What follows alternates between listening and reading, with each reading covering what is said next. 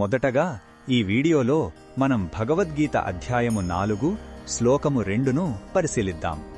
ఈ పవిత్ర జ్ఞానం గురుపరంపర ద్వారా ఎలా అందిందో చెప్పి ఇప్పుడు దాని స్థితిని కృష్ణుడు అర్జునుడికి వివరిస్తున్నాడు.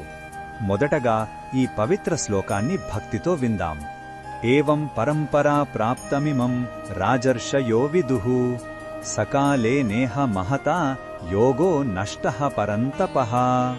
ఈ శ్లోకం అర్థమేమిటంటే, ఓ అర్జునా, ఈ యోగ జ్ఞానం గురుశిష్య పరంపర ద్వారా రాజర్షులకు అందింది. కాని చాలా కాలం గడిచిపోవడం వల్ల ఆ పరంపర తెగిపోయి ఈ గొప్ప యోగం లోకంలో నశించిపోయింది. అంటే దాని అసలైన అర్థం, దాని శక్తి మరుగున పడిపోయాయని శ్రీకృష్ణుడు చెప్పాడు. ఈ శ్లోకంలో ఉన్న భావం మనకు ఏమి చెప్తుందంటే, పవిత్రమైన జ్ఞానం దాని మూల రూపంలో ఉన్నప్పుడే శక్తివంతంగా ఉంటుంది. కాల ప్రభావం వల్ల, మనుషుల స్వార్థపూరిత వ్యాఖ్యానాల వల్ల దాని స్వచ్ఛత దెబ్బతింటుంది.